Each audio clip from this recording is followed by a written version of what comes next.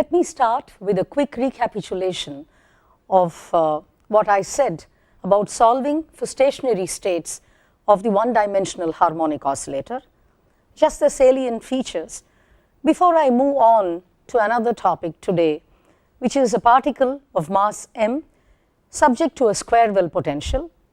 That's also a one-dimensional problem. So really I'll be looking at the one-dimensional square well potential.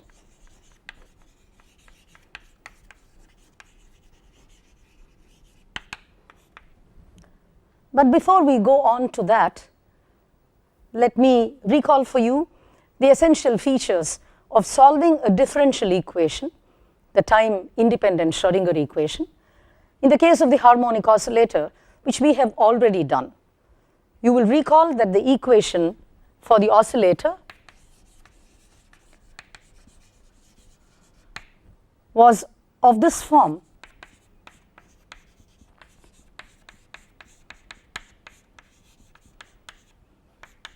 This is the potential term, half m omega squared x squared. There is a psi on which it acts, and there is an E psi. Psi is a function of x. Then we defined certain variables. We defined the following. We wrote it in the fashion d2 psi by dx squared plus m squared omega squared by h cross squared with a minus sign because of the overall minus in d2 psi by dx squared is equal to minus 2me by h cross squared psi.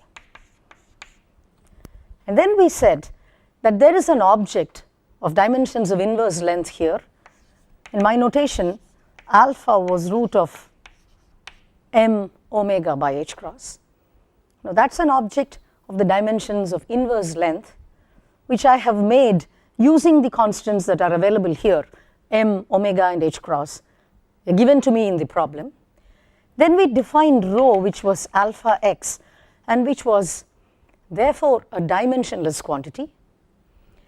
Recast this equation in terms of d2 psi by d rho squared plus so on, where psi was a function of rho.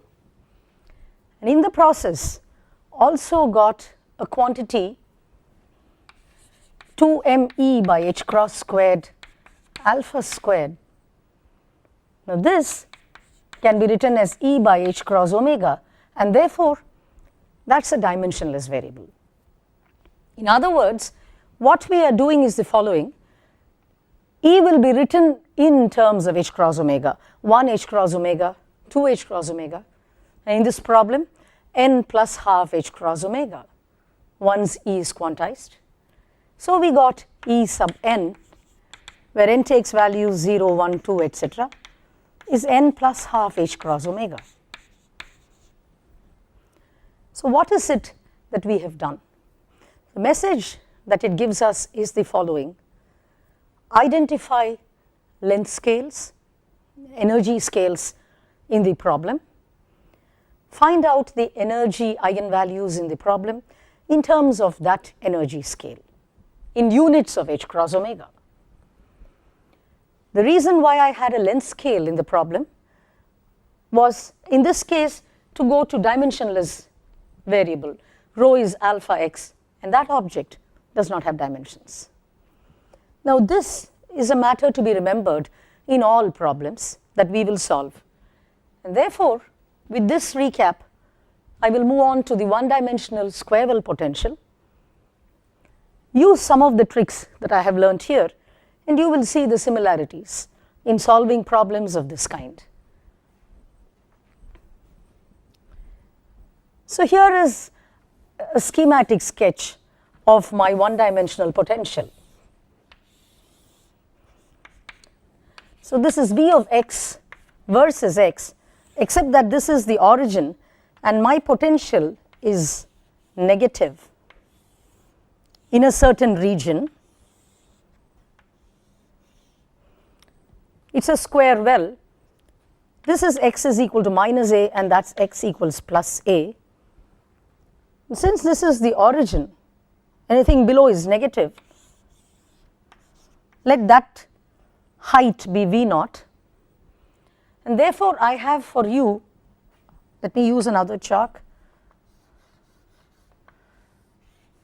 a potential of this kind.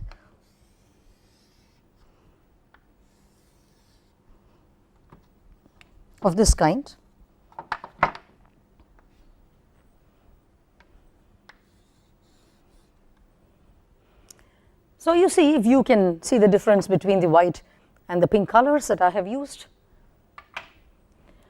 V of x is 0 if x is greater than a, mod x is greater than a. So out there and out there, all the way to infinity, V of x is 0, and V of x is minus V naught, where V naught is positive. So it's minus V naught for mod x less than a. So this is the square well potential. 0 beyond a certain length scale and non-zero within that length scale. This is what I have. Notice that there is a natural length scale in this problem, a. So a is the width of the well, 2a if you wish, but a is typically the scale, the length scale, which determines the width in this problem. And therefore, I have a momentum scale in this problem. My momentum scale is h cross by a. This is the momentum scale in this problem.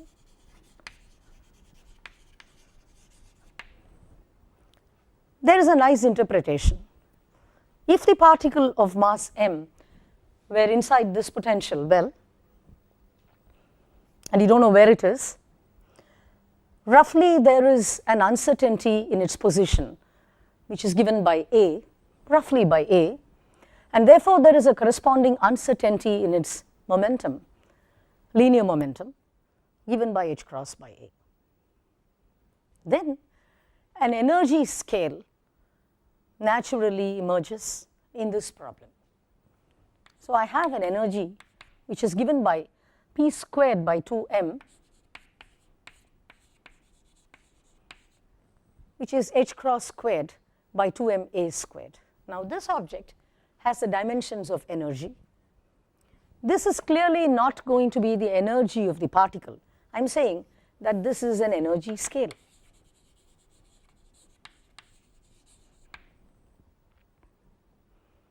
In other words, analogous to the harmonic oscillator problem, where h cross omega gave me the energy scale in terms of parameters that are already available in the problem, and then when I quantize the system, I wrote the energy in terms of h cross omega, in units of h cross omega, as n plus half h cross omega in the case of the oscillator.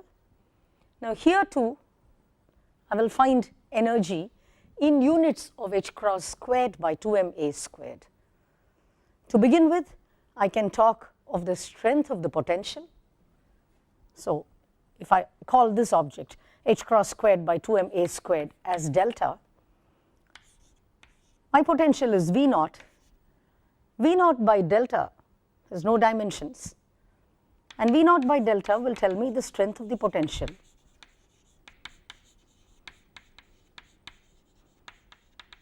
In other words, I can tell you that V naught is 5 delta, 7 delta, 70 delta, 2.5 delta, whatever.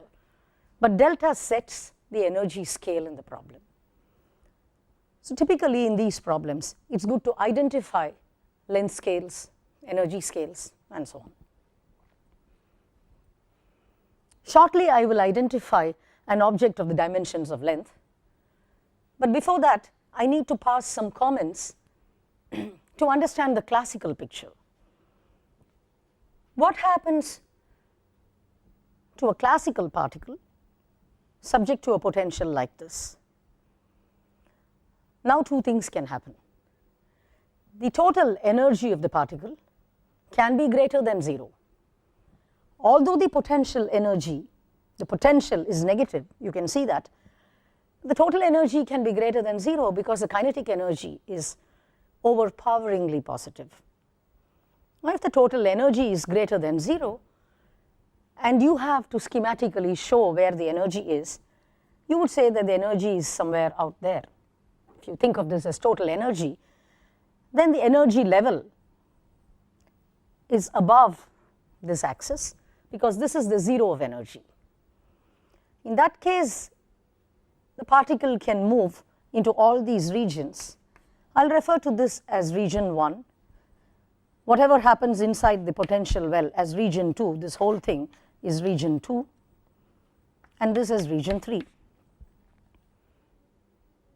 So the particle can move anywhere it wants through region 1 all the way here, because the energy is greater than 0. However, you know that kinetic energy cannot be negative. So if the total energy of the classical particle is less than 0, suppose that happened, because the energy is somewhere out here, it is less than 0, then the particle is classically forbidden from moving into regions 1 or 3, cannot get from here outside the square well, for a very good reason, because if the total energy is less than 0, since the potential is 0 here in regions 1 and 3, the kinetic energy will be negative, because the kinetic energy is E minus V. And since V is 0 and E is negative, the kinetic energy is negative, and therefore 1 and 3 are classically forbidden regions if the energy, total energy, is less than 0. So let me just put down this point. There are therefore two cases, the total energy greater than 0 and the total energy less than 0. Now if E is less than 0, regions 1 and 3 are forbidden for the classical particle,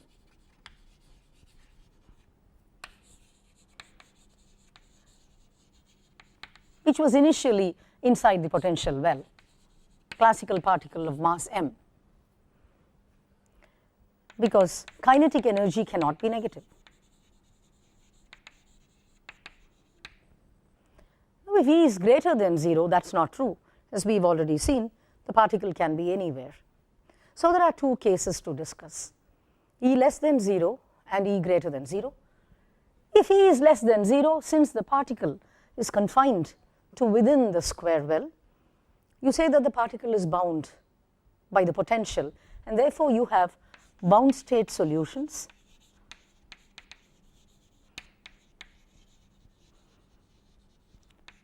for the energy eigenfunctions with corresponding energy eigenvalues.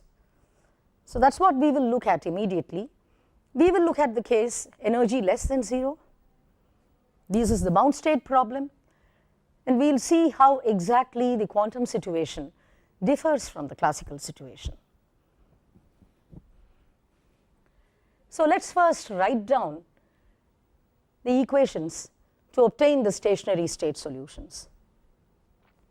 Now you will recall that the time dependence of a stationary state solution was given by some chi of t, which is e to the minus I E t by h cross, and if E were quantized, it would be E sub n t by h cross.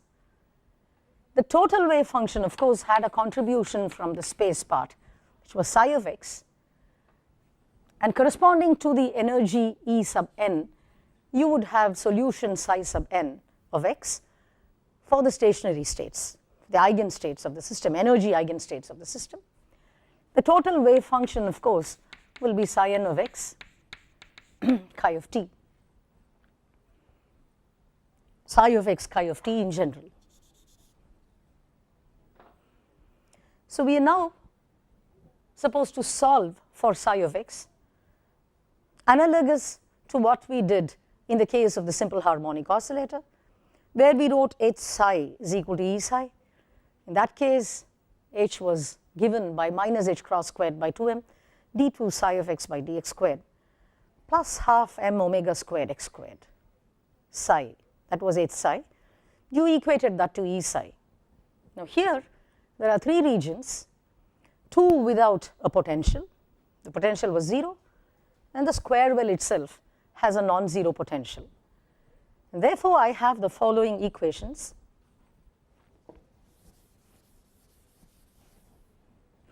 In region 1, I have minus h cross squared by 2m d2 psi of x by dx squared, no potential, is E psi of x. The same equation holds in region 3 as well.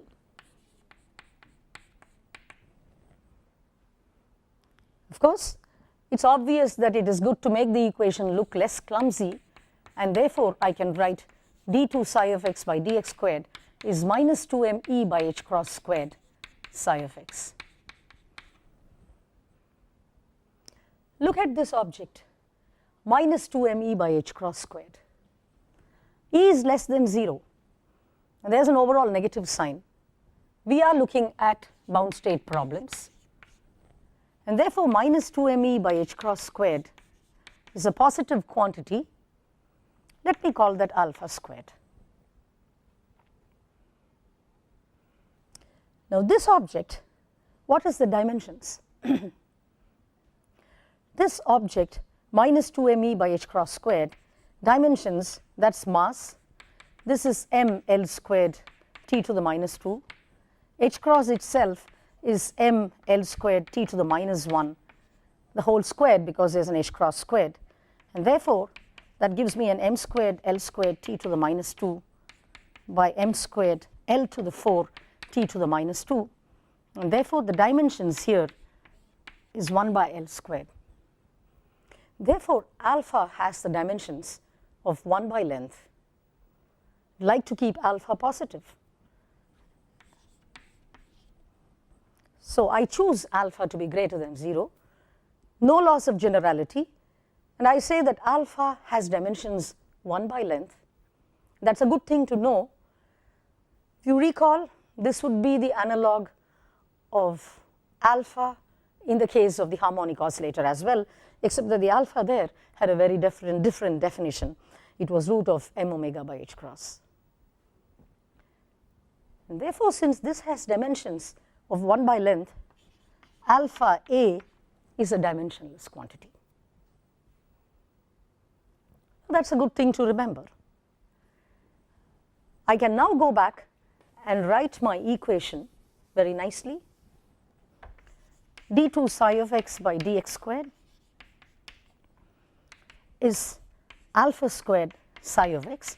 So taking it to the other side, this is my equation for regions 1 and 3.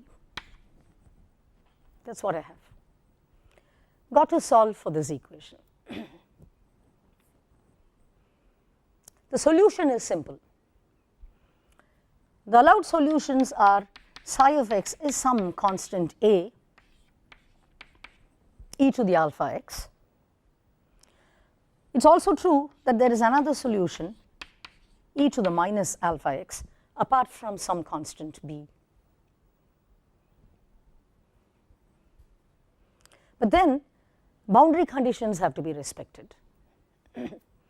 Certainly at space infinity, that's x going to plus infinity or minus infinity, the wave function has to vanish in order to sustain the probabilistic interpretation. And therefore, since we are looking at region 1 first, in region 1 x goes to minus infinity and there is no problem here, whereas that blows up, and therefore in region 1 psi of x is a e to the alpha x. Now in region 3 psi of x is b, let's call that d, let's keep an order. Okay, b if you wish.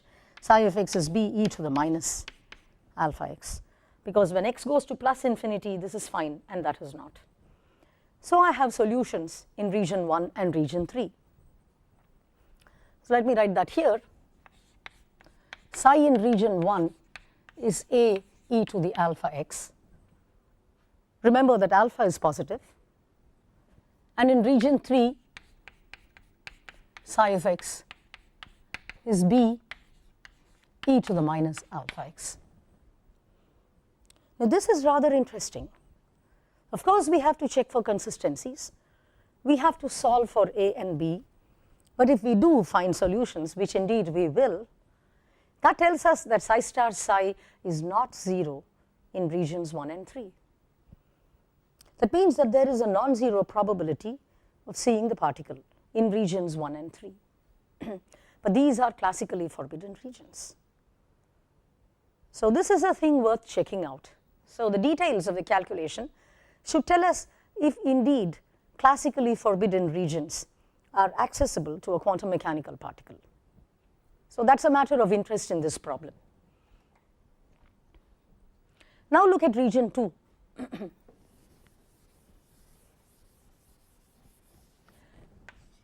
We are looking at E less than 0.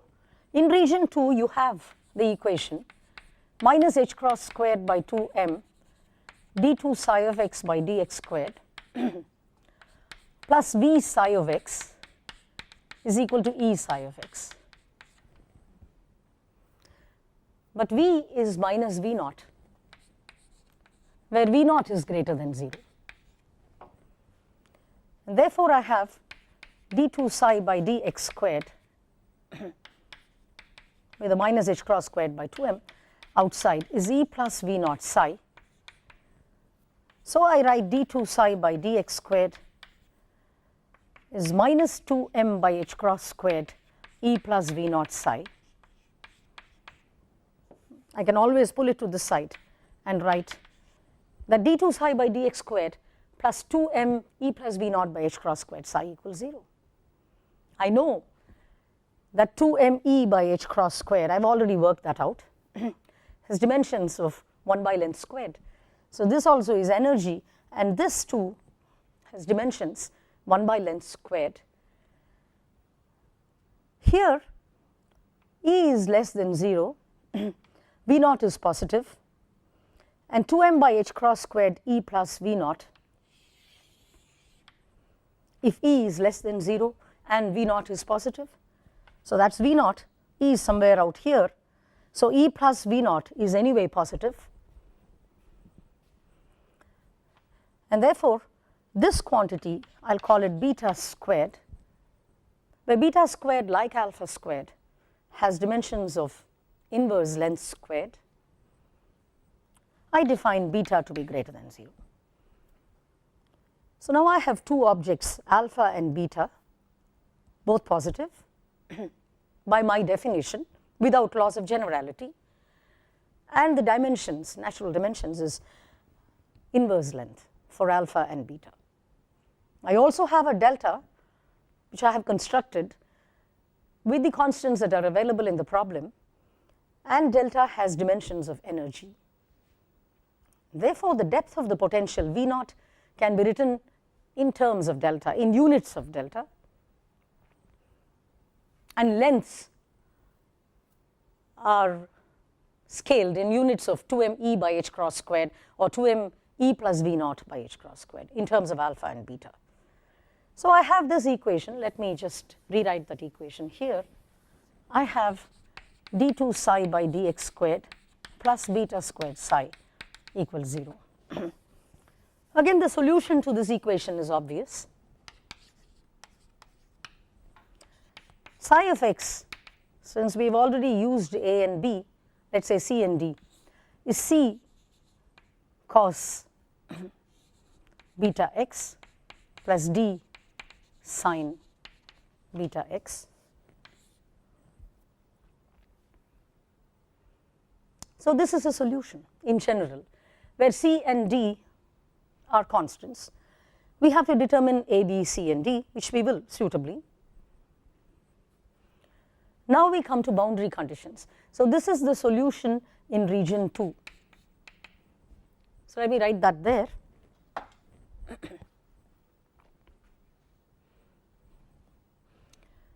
Psi in region 2 is C cos beta x plus D sin beta x.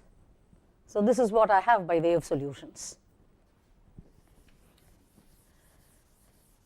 But then you see there are boundary conditions, and the boundary conditions are such that the wave function is continuous at the boundary, and so is the first derivative. Now, how did I get that? So, a small digression as to how we get these boundary conditions at the boundaries, that is in this problem at x is equal to plus a and x is equal to minus a. Look at the Schrodinger equation. I h cross d psi by dt is minus h cross squared by 2m d2 psi by dx squared plus v psi. The wave function is continuous. That is our requirement. You need to take its first derivative and its second derivative. So, psi is continuous and vanishes at space infinity for the probabilistic interpretation. Therefore, d psi by dt is continuous, continuous function of x, that is what we are saying.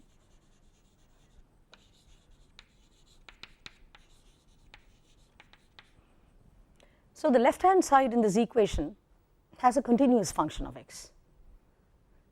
Now, look at the right hand side.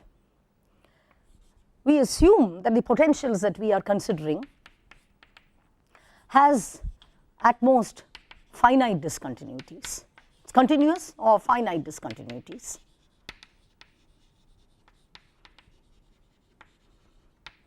At some specific values of x.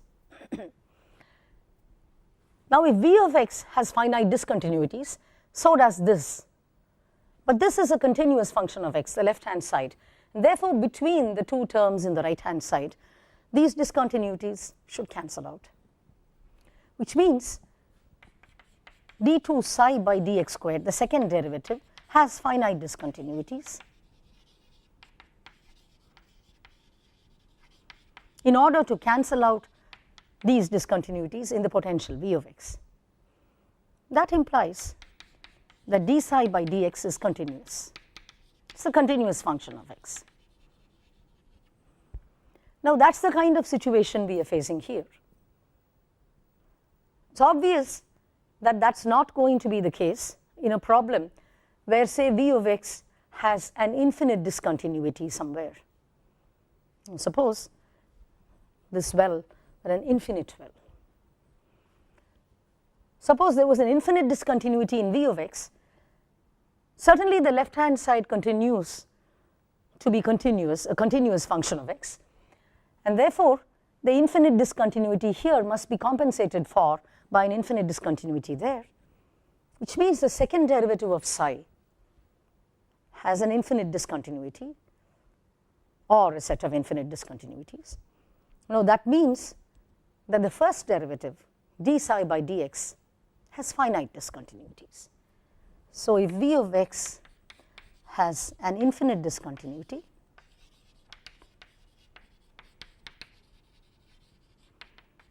d psi by dx has a finite discontinuity at that value of x.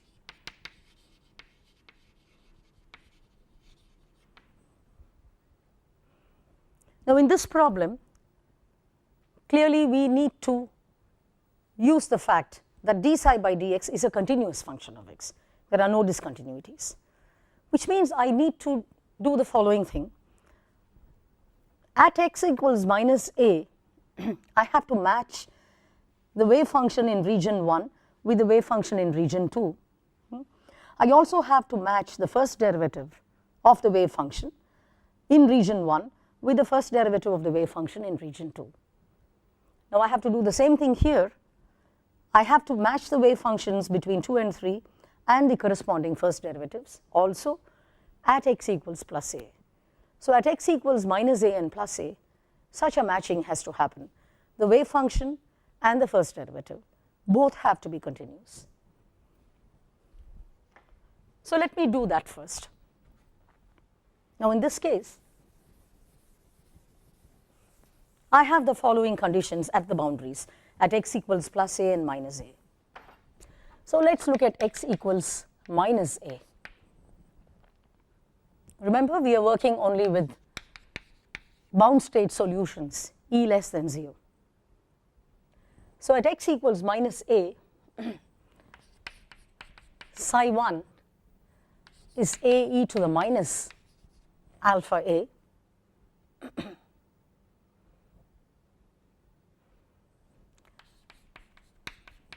psi 2 is C cos beta A minus D sin beta A.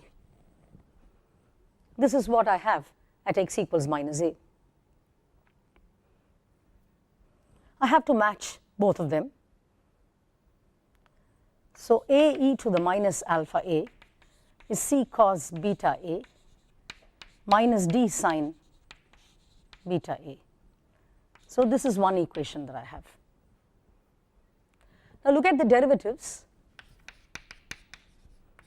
At x equals minus A, the derivative there is alpha A e to the alpha x at x equals minus A. So I have alpha A e to the minus alpha A. This is for region 1. That means d psi by dx at x equals minus A. That is what I have. And then if you look at region 2, d psi by dx is given by minus c beta cos beta x plus d beta sin beta x minus c beta sin beta x plus d beta cos beta x, and you are substituting x equals minus A. So this is what I have. Now these two should be equated, and therefore I have alpha A e to the minus alpha A is C beta sin beta A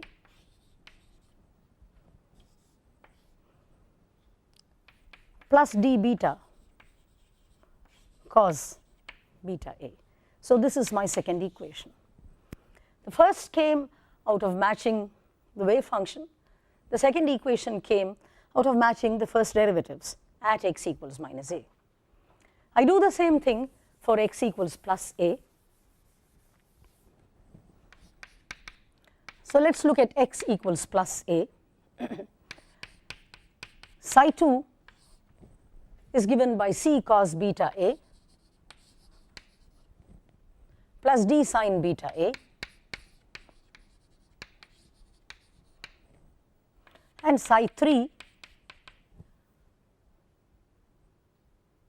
is out there. So psi 3 is B e to the minus alpha A. So this is what I have. I need to match the two of them, and therefore my third equation would simply be B e to the minus alpha A is C cos beta A plus D sin beta A. So that is my third equation. Fourth equation comes out of matching the derivatives. So the derivative d psi 2 by dx at x equals plus A is what we want. So that is minus c beta sin beta A, that is the first term, plus d beta cos beta A.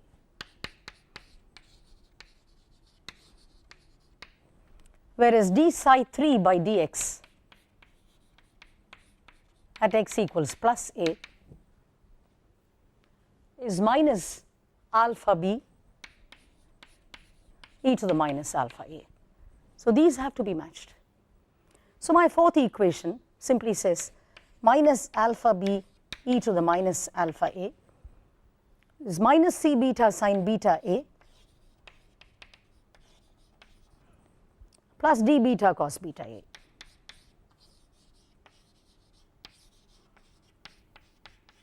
And that is my fourth equation. So these are the four equations.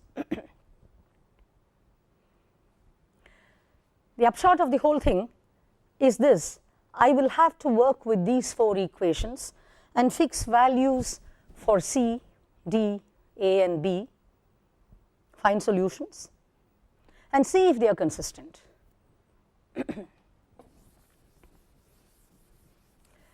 In fact, two types of solutions emerge. So let's look at this. I can add the first two equations. So that gives me A plus B e to the minus alpha A.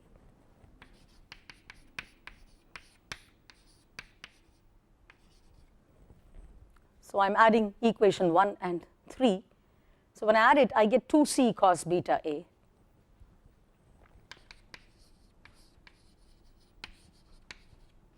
I'll call this equation 5. Right? I can subtract one from the other. So I have A minus B e to the minus alpha A.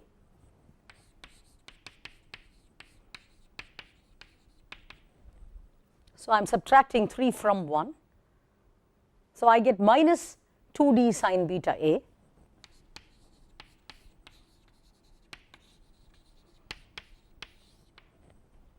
So that is 6.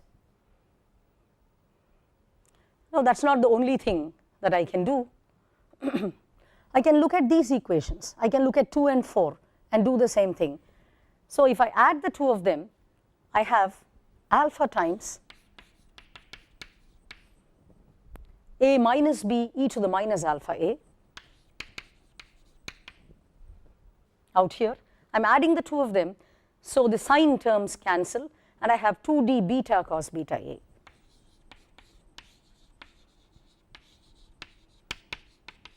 So that's equation 7. The last equation that I need comes by subtracting one from the other, and therefore I have alpha A plus B e to the minus alpha A. So I subtract 4 from 2 here. When I subtract, I have 2c beta sine beta A, and the d term goes.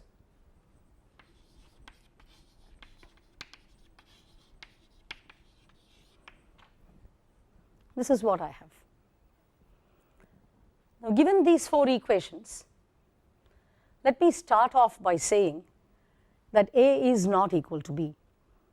Or let me start off by saying that A and B are non-zero. So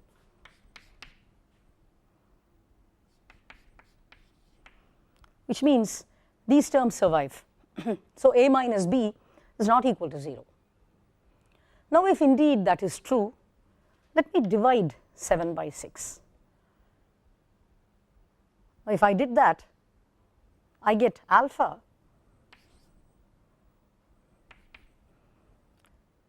is equal to minus beta cot beta A. So that's one thing that I have. So that is possible. I could have used this equation, and I could have divided equation 8 by equation 5, and that would have given me alpha is equal to beta tan beta A. So one solution is alpha is minus beta cot beta A. I got this by looking at these two equations. So 7 divided by 6, equation 7 divided by equation 6 gave me this. The other solution came because I divided equation 8 by equation 5, and that gave me, so this is one solution. The second solution for alpha is got by dividing equation 8 by equation 5, and that simply tells me that alpha is equal to beta tan beta A. So this came by dividing 8 by 5. Both solutions are there. We need to proceed and see what these solutions give us. So let me first consider the second solution. Alpha is equal to beta tan beta A.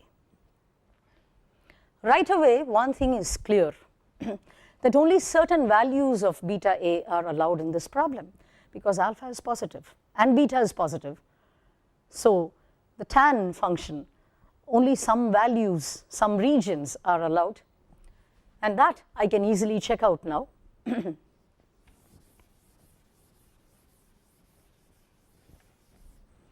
So tan beta A should be positive. I am considering the second solution.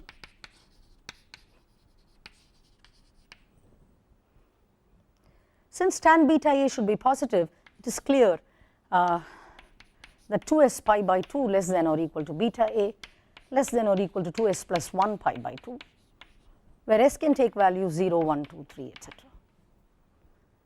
So if you now have beta A on this axis, and this is the origin, and you have pi by 2 pi, 3 pi by 2, 2 pi, etc.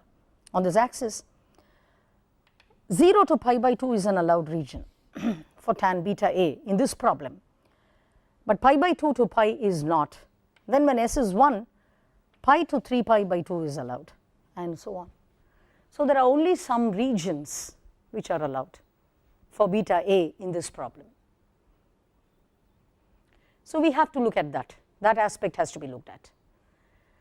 Now let's go back and use the fact that alpha A is dimensionless and beta A is dimensionless, and therefore I can do the following thing.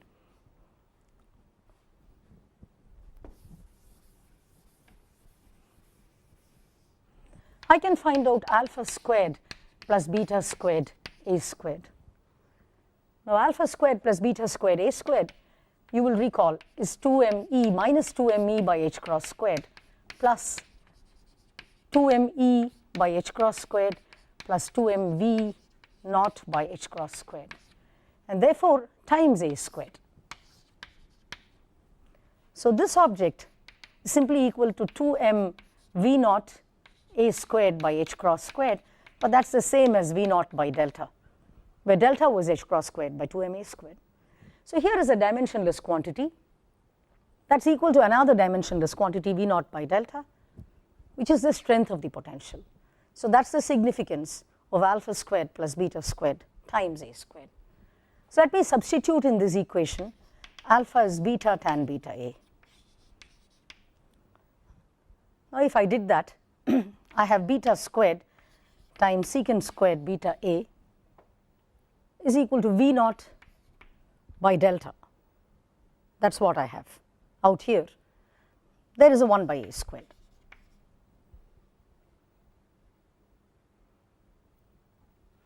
And therefore this implies that secant squared beta A is v naught by delta 1 by beta A the whole squared.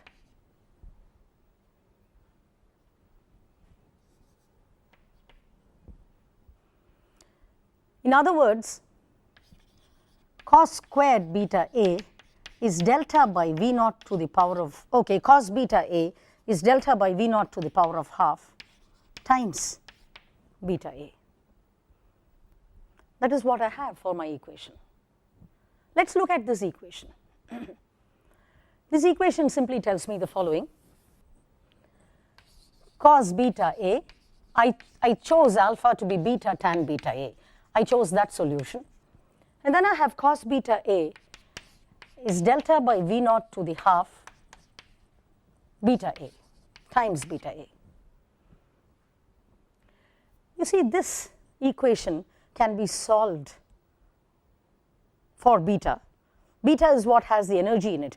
Beta is 2m E by h cross squared plus 2m v naught by h cross squared, and therefore to solve for beta and see if the energy is quantized, the only way I can do it is by using some sort of graphical plot.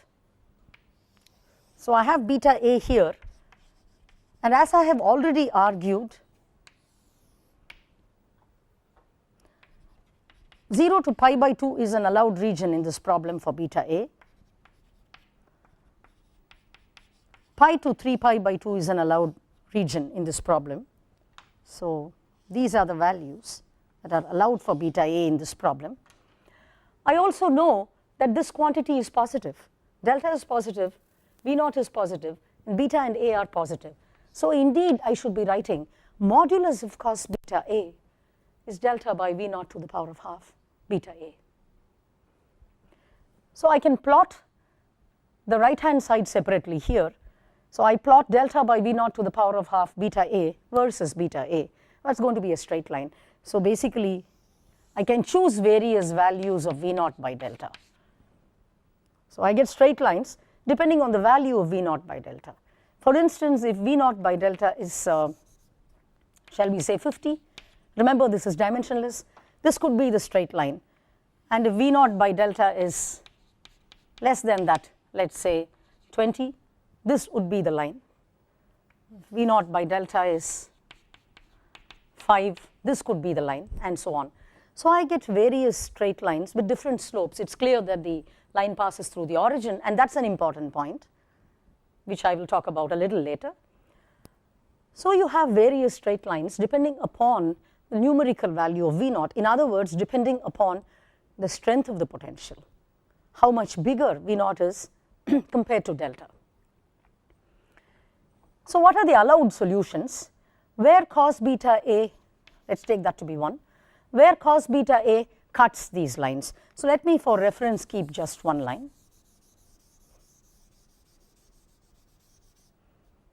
And draw cos beta A. So cos beta A, this modulus of cos beta A is what we want. So it starts from 1,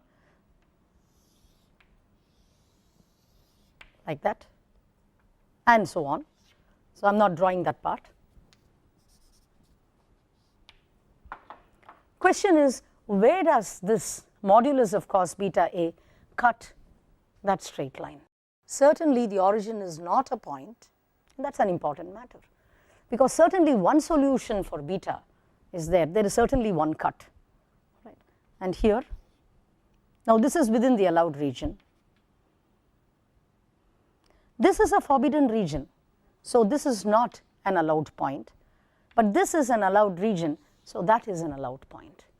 So you already see that beta is quantized, and since beta is quantized, the energy is quantized. So if you fix V naught by delta, so given the strength of the potential, it is clear that there are only some values of beta which are allowed, and since those are the values of beta that are allowed, the energy also is allowed only discrete values. Now I could have done the same thing using the first solution, alpha equals minus beta cot beta A. So you can repeat the argument. It is clear that one bound state is definitely allowed. See, one bound state is definitely allowed. This is an important point, because however shallow the well may be, however shallow the well may be, in other words,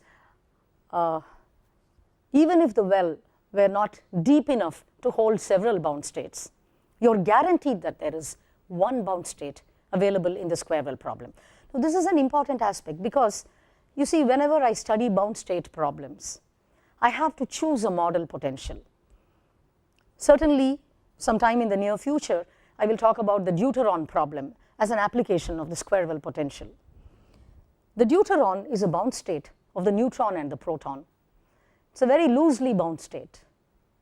There is exactly one state of energy which keeps it bound, for which energy is negative, and then even a small perturbation, a small kick, a small amount of energy given to the deuteron will separate the neutron from the proton, and the energy will no longer be negative. It won't be a bound state. So the square well is a very good potential to choose for the deuteron, because it allows for at least one bound state. I know the deuteron exists in nature, and I know it is a loosely bound state. So depending upon the shallowness of the well, you can arrange for a certain number of bound states to be there in the problem. Returning to the first solution, I will urge you to put that in. Alpha is minus cot beta A. If you did that, you would find that things do not change too much. You will have modulus of sine beta A is this quantity. It should be easy for you to see that. And once more, instead of modulus of cos beta A, which I have plotted here, you would plot modulus of sine beta A. You will discover that whatever I have said till now about at least one bound state being guaranteed holds good. So that is the story of the energy eigenvalues in this problem. Given beta, I can always go back and write out my energy. So E sub n can be written, because I know that 2m E sub n plus V naught by h cross squared is beta n now squared. So, given this, given the values of beta, I can find out E sub n.